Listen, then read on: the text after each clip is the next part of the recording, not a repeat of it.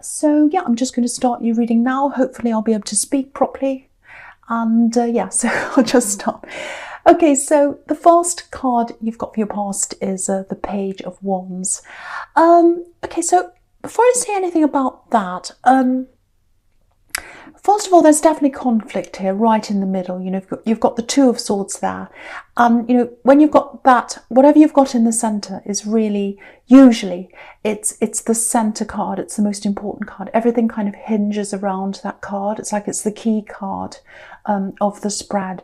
So there's that. There's like a conflict, and there's lots and lots of movement here as well. There's a special movement. I'm seeing two kinds of movement. I'm seeing inner movement in you. You've really changed. You had one, it feels like you had one set of beliefs or something like that, and now you've changed, and it's a big set of beliefs. It's not like a small thing. This is a huge shift inside you, and it's very, very crucial for you. You're on one side, now you're on the other side with something, and that's what this Two of Swords is about.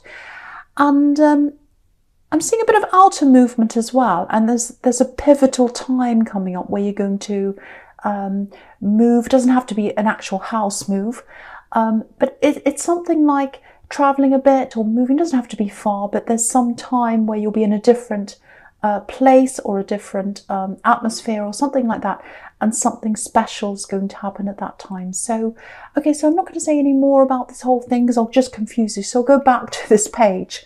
Sorry, I just see so many things at once and I have to just blah, blah, blah. Right, so back to this Page of Wands. Okay, so what I'm getting here is it really feels like there's a little bit of distance, a bit of emotional distance. Yeah, there's emotional distance and there's time distance as well. What I mean by that is it feels like, firstly, it feels like this is about an established relationship, a proper relationship. And there's some kind of emotional distance, there's some kind of communication problem or something like that. And they're very, very busy. I'm getting they're very busy, I think. I think you're probably very busy as well. So there's some kind of issue you need to communicate. And you haven't had the time to do that. That's one. But also there's this feeling that they know that there's this big block there. They know that there's this big communication block there. And they're not quite sure how to handle that, or they don't quite know what to do about that. That's kind of what I'm getting here. You know, pages are students and, you know, they're still learning. They're not sure what to do yet. So I think that's how they're feeling about this communication problem or this distance or whatever this is. And there's a little bit of keeping the head in the sand as well over this. It's like, oh, this is just too hard. I don't want to deal with this. Maybe they're mad at me. Maybe they're expecting a great big huge intervention or something like that. And I'm just too busy. I'm just too tired. I know there's a problem. I know there's a problem.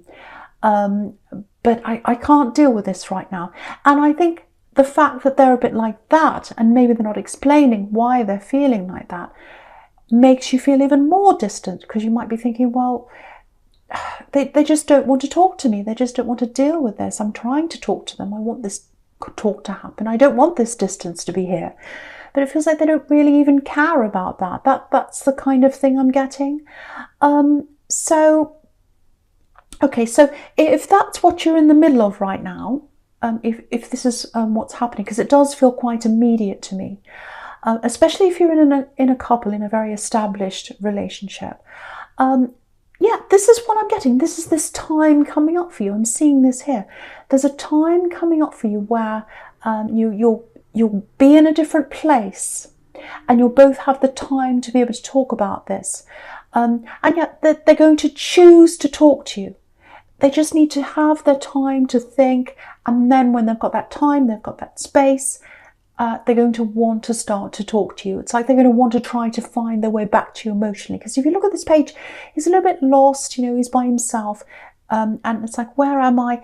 That's how they're feeling right now. But they're going to try and find their way. They're going to make an effort, actually. They're going to make an effort to try and connect with you again. It might surprise you because you think, oh, they'll never do that. They never communicate. They are going to do that. That's what I'm seeing. And I think that's going to make all the difference with you when they do come and talk to you or really open up, because you know, even if they can't communicate properly, even after that, the fact that they're going to try, that they want to be more open, they want to understand, they want to listen, they want to talk, that's half the battle, I think, because they're genuinely interested in changing and listening. Not right now, but they will be. And all they need is this change of scene at this time where you're going to be away. I don't know if you're planning on being away for a few days. Might just be a day, might just be an afternoon or something. But it's a change of scene, and you'll have time, and you're going to be able to talk and have that communication.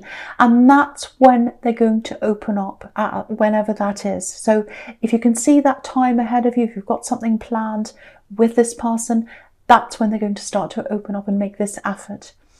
And yeah, you can see that on the Knight of Cups. This is them. They're coming forward. They're offering you emotion, openness. So yeah, and there's definitely a future here. You know, you might be worrying that, oh, if we can't even communicate, is there a future? I think there is. I think there is. I think they've had a lot of problems in communicating. But I think after that breakthrough happens, I think it'll be a lot easier for them after that, if this is resonating with you. So just think about that. Just keep that in mind. It doesn't feel as bad as what you're imagining if you're in this right now. Yeah, I just have to say this. I'm just getting this. I think you're always going to have to watch each other. You know, I think you're always going to have this kind of tendency to drift apart emotionally. Because I think I'm getting this, that you're both quite busy, and it's hard for you to find the time to actually sit down and have a proper conversation, or to understand each other properly, or to even have the headspace or the time to do that. So you're just going to have to watch that. You know, it might be that you set aside a certain time, or you make sure that you have time that's open, so that you can have that openness between you. So just something to think about if that's you. Yeah, with this Knight of Cups, I'm getting a very difficult person here, actually. This is someone different. This isn't this relationship. This is someone from your past. Very difficult. I'm getting a show off. I'm getting a show off here. A show off. This Knight can be like that sometimes. I'm getting a show off, and I'm getting some kind of difficult communication. It's like a difficult communication, might have something to do with money, because my eye's going up to that Nine of Pentacles. I can't help it. It's like I have to look at that right now. So I think they're related. And yeah, you're really starting to get yourself back together money-wise. I'm seeing that. You're planning for your future. I'm getting that. Organising yourself, making sure things are legally in the right place. It might be that you're doing a will or something like that, I don't know. But you know, you've got justice there as well. So something legal, or making sure everything's done properly to the rule. I'm getting that. So yeah, if that's you, if you're planning things so that you know your future's a bit more like the woman in the Nine of Pentacles, someone who doesn't have to worry anymore about money. You're doing well, you're heading there, you're getting in that direction, or you're going to that direction, I should say. I mixed up my words there. You're getting there, you're heading in the right direction, that's what I'm trying to say. So yeah, you've been through a lot of hard times financially, I think, and that's because you haven't been this organised, but now you are. Yeah, this is, okay, so there's this really, really difficult person here. Yeah, they feel as if they deserve something. They feel as if they deserve something from you, specifically from you. Or maybe they think that you know, you owe them something. Or, yeah, this is a really entitled person, very entitled. Arrogance, I'm getting that as well. I'm very arrogant. I deserve this. I should have this. I want everything. That's the kind of thing I'm getting coming from them. And just looking down at the Justice card, this might be someone you're divorced, or who you've divorced, or you've separated from them, or you might be going through a separation process right now. It feels like you're going through something right now, actually, because, you know, if they're trying to get this from you, or you know, they think that you should give them this, you're obviously still going through something with them, or they're around your energy. So I think the advice for you is it's in the card that's right in the middle of this spread again. It's in the Two of Swords. stand up for yourself. Don't be a pushover against this person. If they try and say, I want this, don't listen to that, don't listen to that. Have your swords up, get ready for the battle with this person. That's what I'm getting. And yeah, they think they're right. They think they're right. And they're going to keep on pushing things. They're very pushy. Push, push, push. I'm getting that push. And you've got your swords up and you're saying, no, I'm not going to let you push me. That's how you have to be with this person. And, I think with you, because you keep on coming up as the Nine of Pentacles for some reason, you're looking toward having that easy life, that stress-free life, and we all want that, of course. But I think the message here is, don't give in for an easy life. Don't just give in for that easy life, because you're not going to get an easy life if you just give in to them. They're going to be like, oh, I want this, I want this, I want this. And if you just sit back and you say, oh, I'm just so exhausted with this, it just won't leave me alone. Okay, whatever you want, just leave me alone. Okay, you can have whatever you want. That's what they're trying to get you to say. That's what they're trying to get you to say. So don't do that. Now, I know there are these two swords here, and again, I'm looking right in the middle. That doesn't mean you have to battle them. It just means that you have to stand up for yourself and put a shield in front of yourself and make sure they don't grab what is yours. I'm really getting that very, very strongly for someone, so I really, really hope that helps someone. You want to be easygoing. You want an easy life. If you give in to them, you're not going to have an easy life. The way to an easy life is to put up with things now, put up with a problem, have some kind of battle with them or whatever it is, to get rid of them in the end. It sounds horrible, I know, but I hope that makes sense to you. Okay, so yeah, so the first card you've got for your presence, this Nine of Pentacles, this beautiful woman, very peaceful scene, very peaceful. She's got everything. She really has everything. It looks like she does, but she's actually been through a lot to get to where she is. She's had to travel. Here's this traveling again. Traveling, moving. It hasn't been easy to get to where she is. She's had to come quite far. Because, if you look at this card, there's a house, a very tiny house. It's just up on the horizon. And it's far behind her. So she's had to travel from her home quite far away to get to where she is. So I think you might have left some people behind. Yeah, two very, very separate, very different parts of your life. And this is really, I'm seeing that here. I'm seeing that in the Two of Swords as well. Two sections. One on one hand, the other on the other hand. So you've got one half of your life in your past where I think you were in a group. I'm getting a group here.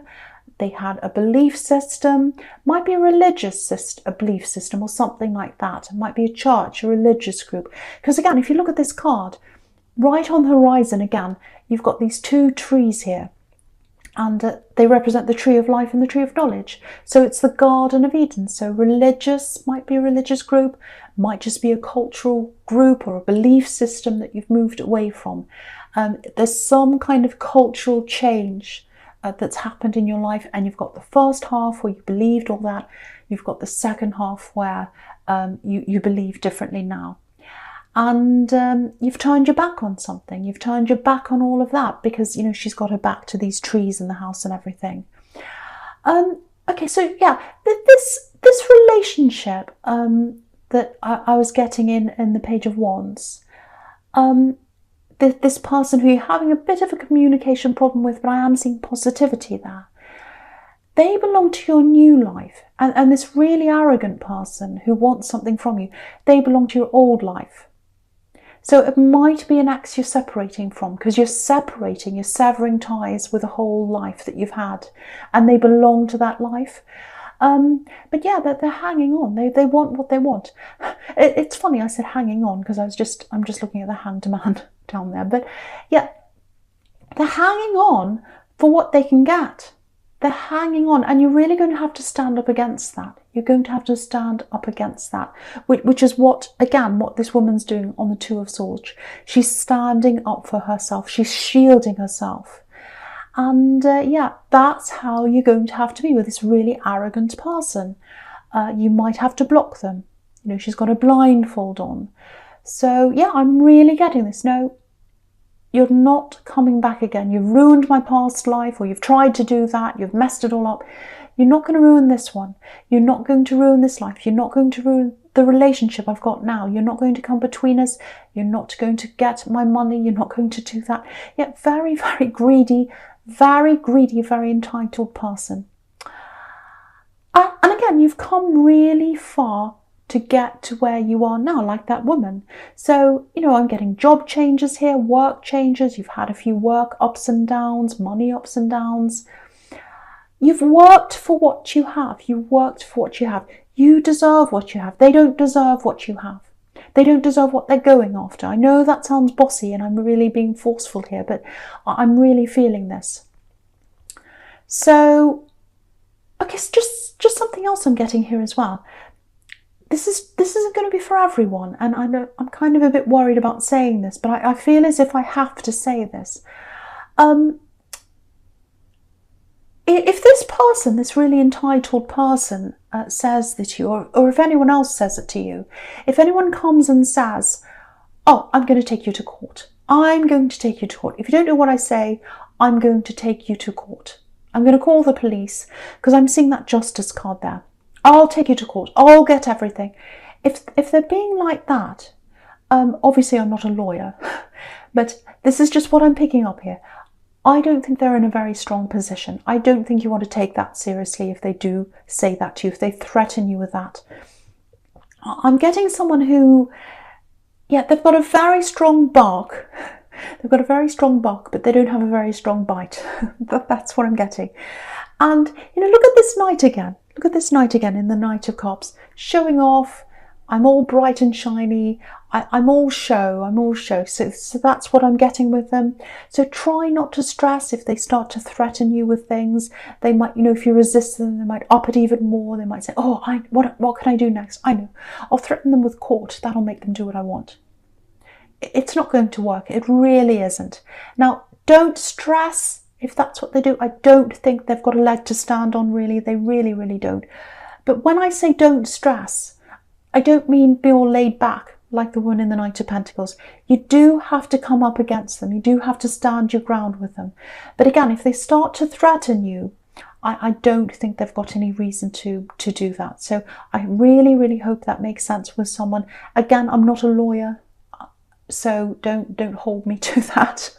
I'm really stressed now, but that's what I was seeing. That's what I was seeing. So, okay, so the last card you've got for your present is this Wheel of Fortune. Yeah, hold on to your fortune. Hold on to what you've got. Hold on to what you might think, oh, I don't have very much. I don't have a fortune.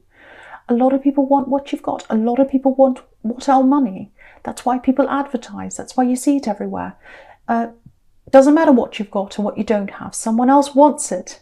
And this person wants it. This snake, this very, very difficult, entitled snake wants what you have. There's a snake on this wheel coming around. I'm just looking at that right now. I'll lift it up so you can see there's a snake. And they're not trustworthy. They're not trustworthy. They're very sneaky.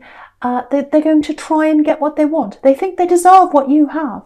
They think they deserve what you have. I don't want to talk about them anymore, but keep your eyes open. Keep your eyes open for this snake. And they don't have a leg to stand on. Snakes don't have legs. They don't have a leg to stand on if they want to threaten you with court or anything like that. I feel as if I just have to say that again. You might be a bit stressed about that potential. So yeah, just looking at this wheel again, and I'm looking at the wheel, and I'm just looking at the sequence between the wheel and the Hanged Man there right next to that. And when I look at the two of them together, it's totally different to how I was feeling before with that snake and all that. Yeah, very, very warm with this big orange wheel, very welcoming. And it's up in this blue sky. I'm just looking at the clouds now, fluffy clouds, lightness, openness in the sky. So this is all about this open conversation that you're going to have with this loved connection that you've got. Traveling, you know, we've got the sky there as well. So you're going to go somewhere with them. It doesn't have to be traveling very far, just a different change of scene or something like that.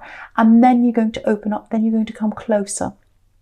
And your relationship's going to grow. Very, very warm.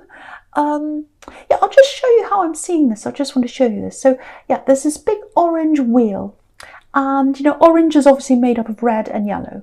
So, and yellow's all about communication. So you're going to have that communication. Red is about passion. So when you mix the two of them together, you've got this beautiful, very amazing communication, very amazing connection, and it's going to grow. Because, you know, in the Hanged Man as well, you've got the yellow shoes, yellow's communication. Shoes are about movement, walking, traveling to somewhere. So communication when you travel. And red, again, red legs, passion. Very fetching leggings he's wearing, very fashionable. So yeah, and the feet, the yellow feet, are pointing up to the leaves, pointing up to the growth. So out of the communication, out of the yellow, you're going to have growth. There's growth in this relationship. There's a future in this relationship. Beautiful. Yeah, when you're having these conversations, really listen to them, really listen to what they have to say. There might be a little bit of a difference. I don't know if it's a cultural difference or it's a way they say things, language. It might be an actual literal language barrier, or it might just be that they have different meanings of things. They mean something different. Because I think you might have had a conversation in the past with them where they've said something and you've taken it the wrong way or a different way, and they've come back and said, no, that's not what I meant. I didn't mean that at all. I meant this. I didn't mean that. So just be aware that might happen again in this conversation. So don't jump on things. Don't say, oh, I'm really upset. You said this. Just be open. If they say something that bothers you, just question them in a nice way. I'm seeing lots of very, very nice openness there. And they want to do the right thing. They're trying to do the right thing in this conversation. They're trying to listen. They're trying to be open. Just another little thing I'm getting here in the Wheel of Fortune. Just looking at all of these people. Well, not people. They're kind of different characters around the edges. One's a person. One's an angel.